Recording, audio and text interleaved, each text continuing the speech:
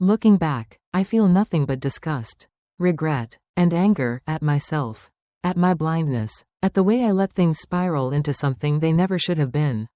How could I have been so careless? So weak? I was supposed to protect him, to guide him, not let my own emotions cloud my judgment. But I did. I let the boundaries blur. Let my own confusion twist into something unrecognizable. And now, I sit in the wreckage of what we were, knowing I can never undo what has been done. I failed him. I failed myself. And the worst part? I knew better. The night felt heavier than usual, pressing down on me like an invisible weight. I had barely found the strength to change into my pajamas before collapsing onto the bed. Exhaustion creeping through every muscle. The house was silent, too silent. Even the distant hum of the refrigerator and the occasional creak of the old wooden floors felt unnervingly absent. I told myself it was just fatigue, just my mind playing tricks after a long, relentless week, but the feeling lingered, an inexplicable unease gnawing at the edges of my thoughts. I shut my eyes, willing sleep to take me, but the stillness of the house only made my heart pound harder. Then, a knock, soft, almost hesitant, but unmistakable. My breath caught. I wasn't sure if I had imagined it until it came again. Slightly firmer this time, my pulse quickened, a strange mix of fear and anticipation bubbling under my skin. I turned toward the door. And there, silhouetted against the dim light of the hallway, stood Tyson. His posture was tense, his face shadowed, unreadable. Something was wrong. I sat up slowly, my voice barely above a whisper. Tyson? What is it? Tyson hesitated at the doorway, his frame outlined against the dim hallway light. He looked uncertain, almost as if he were debating whether to step inside or turn away. His usual confidence, his easygoing smirk, the casual shrug of his shoulders, was missing. Instead, there was something raw in the way he stood, his weight shifting uneasily, his fingers gripping the edge of his shirt. I knew that look. I had seen it before. Though not in years, not since he was a child struggling to put his emotions into words. Something was bothering him, something he was too proud or too afraid to voice aloud. Tyson? I called softly, my voice thick with sleep but laced with concern. He didn't answer right away. For a long moment, he simply lingered there, his eyes darting to the floor before finally meeting mine. I couldn't sleep, he admitted quietly, his voice barely above a whisper. A pang of worry tightened in my chest. This wasn't unusual for him. He had struggled with sleep ever since the divorce, but something about the way he said it tonight sent a shiver of apprehension through me. It wasn't just restlessness keeping him awake, it was something deeper. Something lurking beneath the surface of his words. I patted the empty space beside me. An invitation he didn't take right away. Come here, I urged gently. Sit with me for a bit. He hesitated, his fingers flexing at his sides, before finally stepping inside and closing the door quietly behind him. The soft click of the latch sent a ripple through the silence.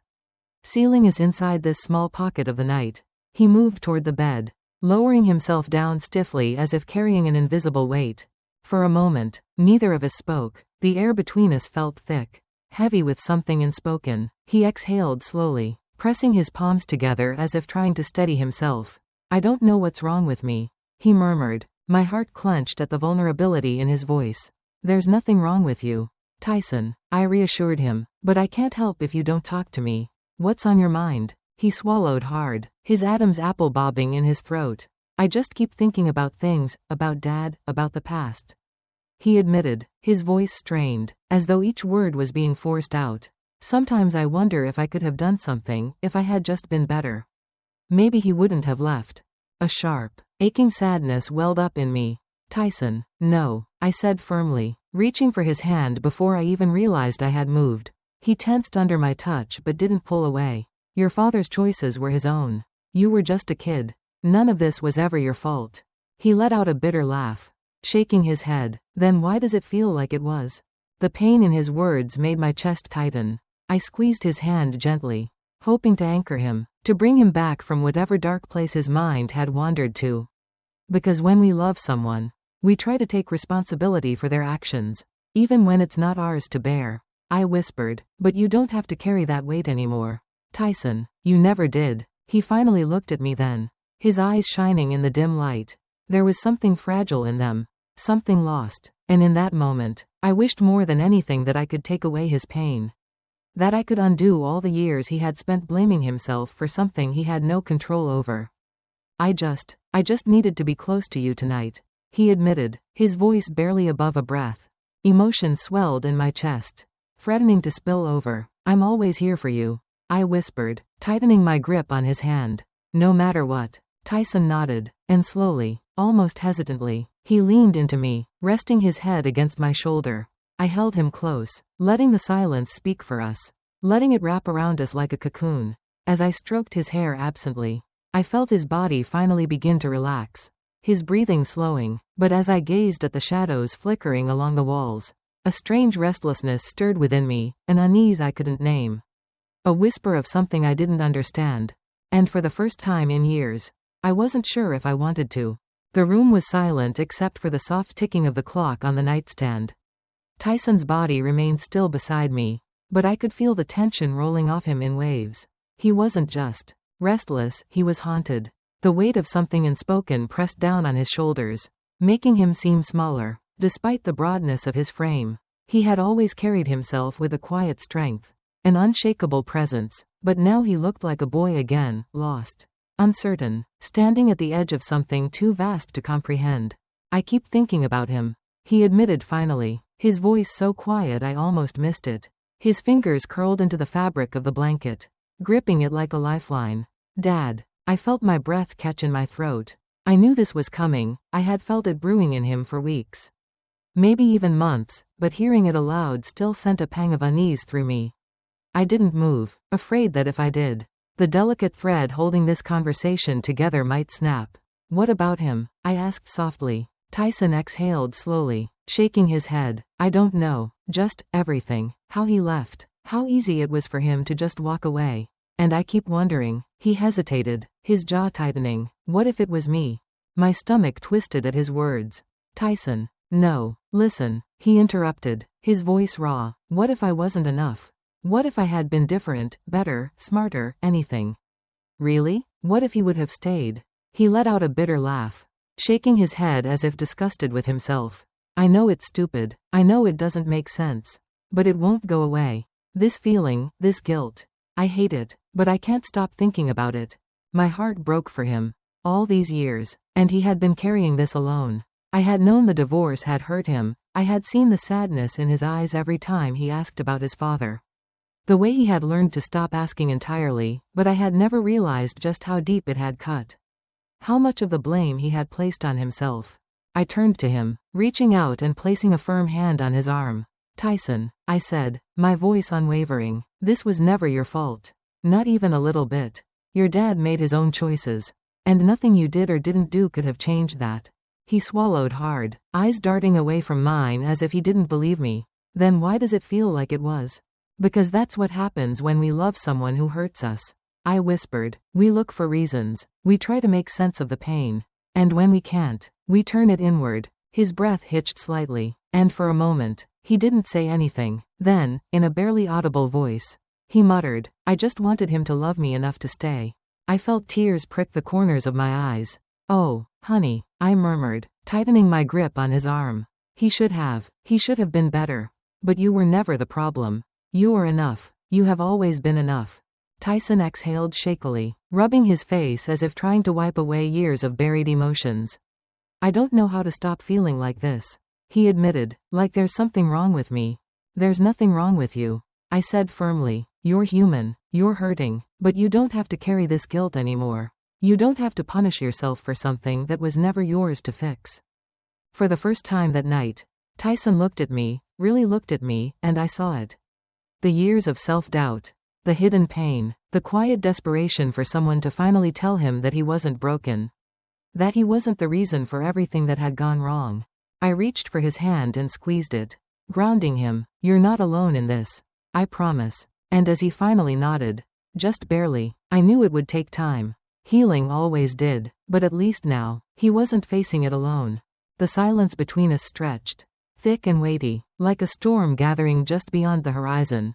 Tyson sat still, his hands gripping the blanket, his shoulders tense as though bracing himself for something unseen. I had held him like this before, comforted him through childhood fevers, scraped knees, and nightmares that left him trembling in the dark. But this was different. He wasn't a child anymore. And this wasn't a simple fear I could chase away with soft words and a kiss on the forehead. This was something deeper, heavier, years of unspoken hurt and lingering guilt, pressing down on him like a weight he had never learned to put down. I reached for him again, my fingers brushing against his arm. He didn't pull away. Instead, he sighed, a long, shaky exhale, as if letting out a breath he had been holding for years. I don't know how to stop thinking about it, he whispered, his voice raw. No matter how many times I tell myself it wasn't my fault. No matter how much I try to move on.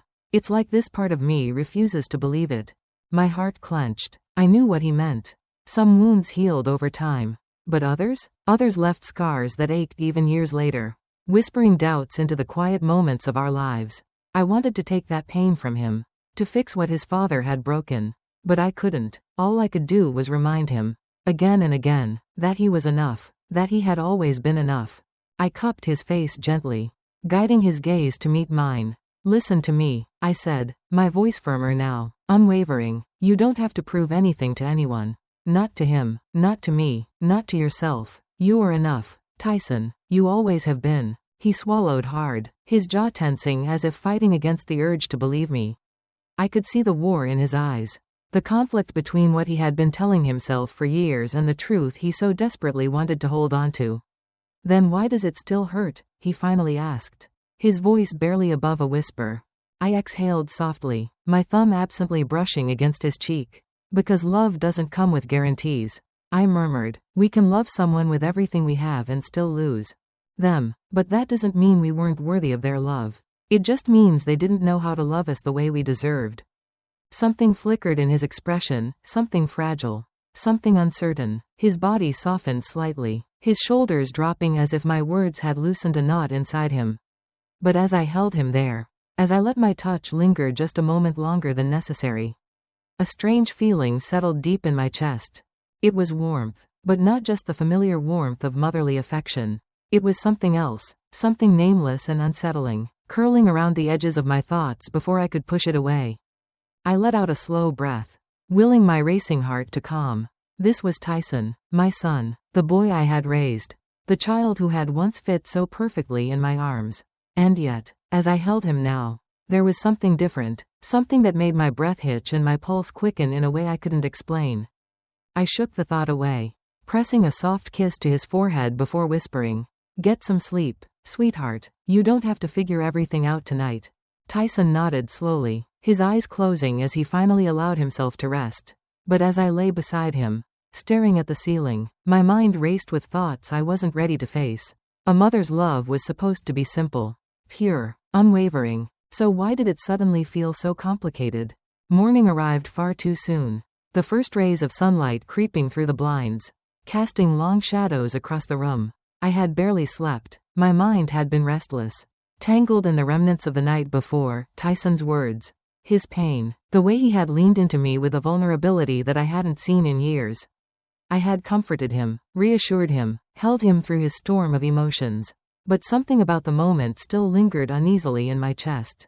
There was an unshakable feeling, a quiet hum of discomfort beneath my skin, as though something had shifted overnight, something I couldn't quite name.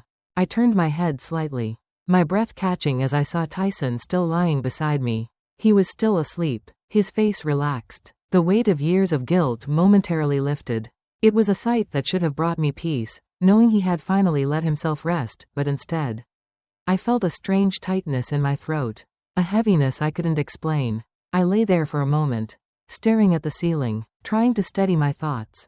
Why did I feel so uneasy? Carefully, I slipped out of bed, moving slowly so as not to wake him. The floorboards were cold beneath my feet as I made my way downstairs. The air in the house feeling different, charged, almost as if the walls themselves had absorbed the weight of last night's conversation. I busied myself in the kitchen, moving on autopilot, cracking eggs into a bowl, pouring coffee, anything to distract from the nagging feeling clawing at the edges of my mind. As I stood by the stove, flipping pancakes, I replayed the conversation in my head. The way Tyson had spoken about his father, the way he had internalized years of absence, twisting it into something he believed was his fault. I had tried to take that pain away from him, To make him see that he had never been the reason for his father's choices. And yet, the desperation in his voice, the way he had clung to my reassurance, haunted me. He had needed me last night, more than ever before, but why did it feel like I had missed something? The sound of footsteps on the stairs pulled me from my thoughts. I turned to see Tyson standing at the bottom, his hair tousled, his eyes still heavy with sleep. He hesitated for a moment, his gaze flickering to mine, as if testing the waters of this new day. "Morning," I said, forcing a small smile, trying to push away the strange tension curling in my stomach.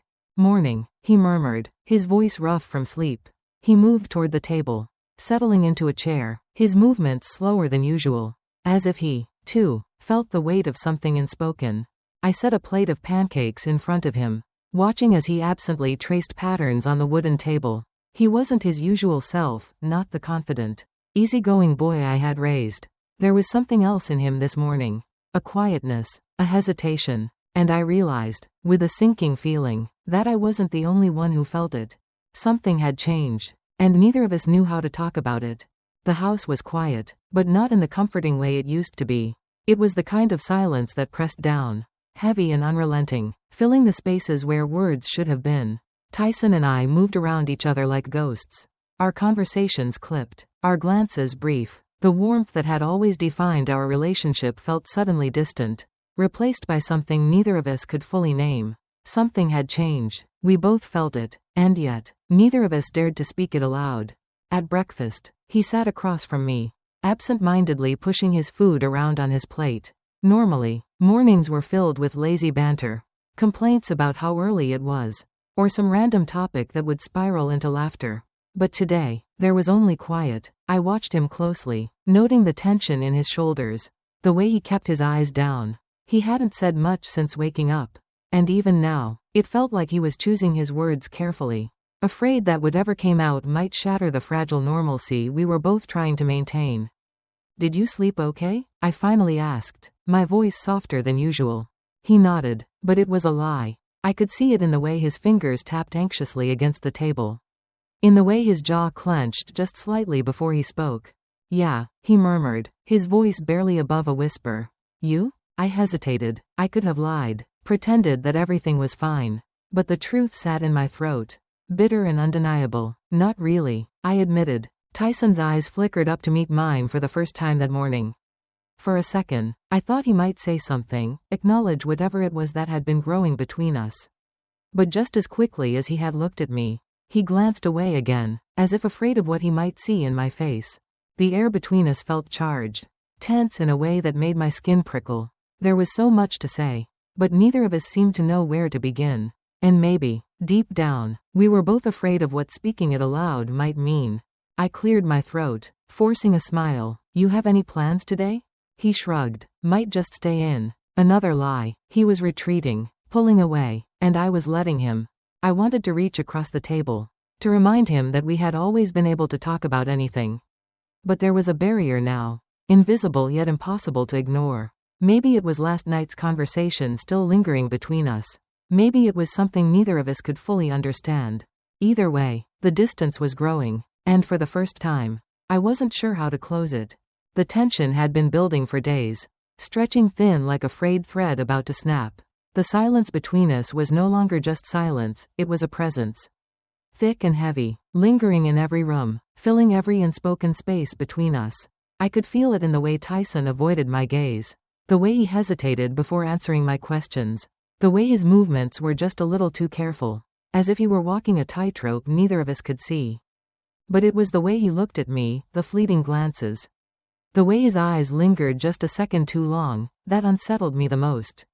There was something there, something unspoken, something I wasn't sure I wanted to name. And I could tell he felt it too, in the way he kept his distance, the way he seemed to wrestle with words he was too afraid to say. I told myself it was nothing, that I was overthinking, that we were just struggling with old wounds, that we had both been emotionally drained and were trying to find our footing again. But deep down, I knew better, and that night, it all came crashing down.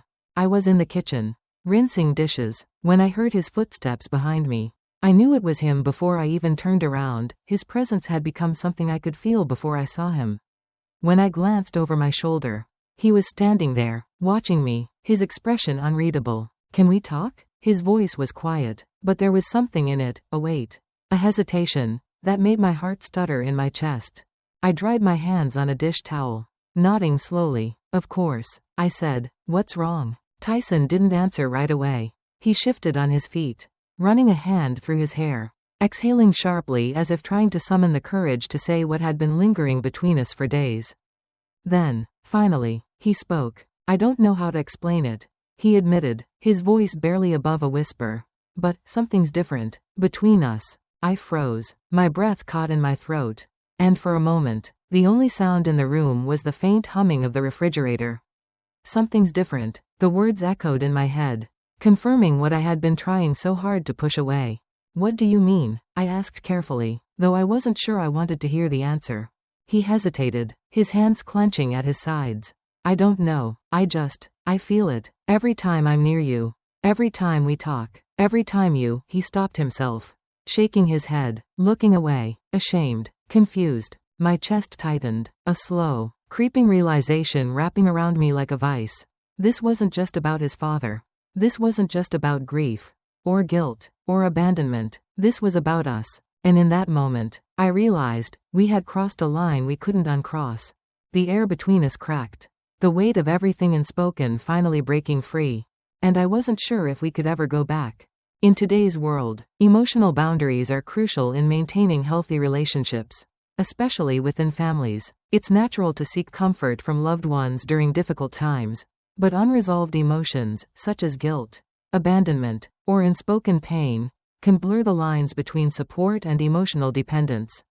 The key is communication, self-awareness, and healing. If past wounds resurface, seek closure in healthy ways, whether through open conversations, therapy, or self-reflection. Recognizing when emotions become overwhelming and addressing them before they escalate is essential. In every relationship, fostering respect, personal growth, and emotional independence ensures that love remains pure, supportive, and uplifting rather than confusing or burdensome.